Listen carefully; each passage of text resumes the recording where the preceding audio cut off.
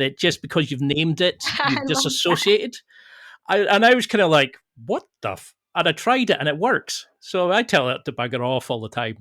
But I how should do you try deal with it? that. I really because Um, it becomes a character that you just kind of go, nah, I'll deal with you later. How do you deal with yours? What advice would you give to people? I mean, personally, I think I should start naming my fears Harold and just saying "fuck off." Maybe that'll help. So I appreciate that You never know. life hack. It could work, but I think I acknowledge what it is. I do what I do a million times, and as soon as I get on stage, it's gone anyways.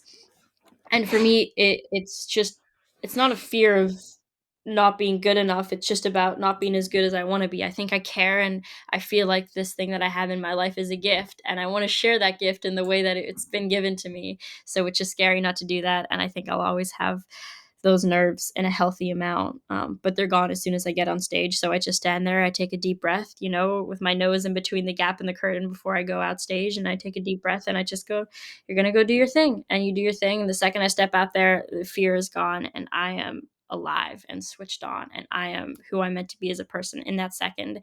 And everything else is like the lead up to get there. And then I'm out there and I'm me and I'm it. And then I'm lesser all the other times. I'm who I am as a person, but I'm 100%, and then I'm on stage and I'm 110 again, and I love that. Do you think that's something that you need? You need to have that kind of thing that just says, "I'm here.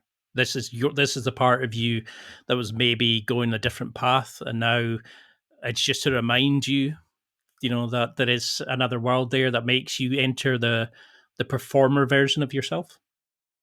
Yeah, I think I got to take it in and acknowledge it as much as possible, and I think how I am before the show always matter.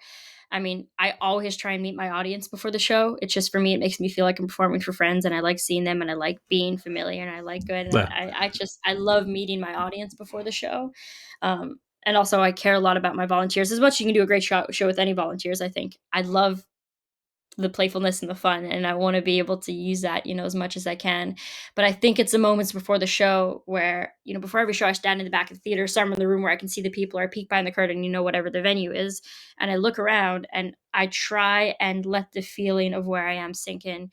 To be standing in a room and look around and see hundreds of people sitting in their seats waiting for something, and actually acknowledge the fact that all these people, no matter what they're doing or where they were in their lives, they're sitting down here and they're waiting and they're taking time out of their day to see something, and the thing they're going to see is you, and that's pretty special. So all you got to go do is go out there and be you. You don't have to be perfect, you don't have to be remarkable, you don't have to worry about getting everything right. Just have fun, because they're here to have fun with them and be a part of it.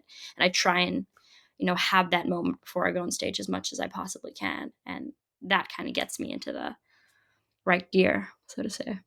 It is quite a unique way to think about it. It's like that you're sitting there terrified about going on until you get into that feeling where it's people are paying to come and see you because they're fans of yours. And, creators have this moment of kind of, oh my God, I don't know if I can do this. And people are desperate to see you, and you could put anything out there and they would be happy because it's you performing. And I think sometimes it's our brain just goes, Oh I yeah. need I need to give you something to worry about. I need to give you something to panic about.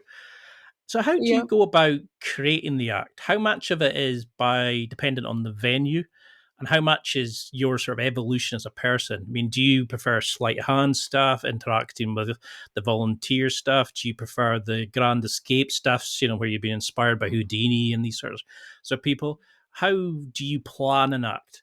Because Penn and Teller is slightly different, obviously, compared to if you go to do the card shows and stuff, or compared Mhm. to maybe a smaller venue.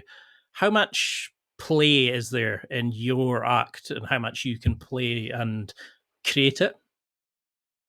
Yeah, I think for me, because I've had this progression with age, whereas it's just kind of been where I'm at, where I was younger and getting into it, I did cards and I kind of slightly did bigger stuff, then I did the escapes. And so I've got all these different facets to me as a performer that, I mean, not necessarily all performers had that. Some people just go, I'm a stage magician and do that, never try anything else. But because I've kind of opened myself up to trying everything and, just being, okay, well, today I feel like I'm here in my life and I want to try these things and try all these different things, it gives me the ability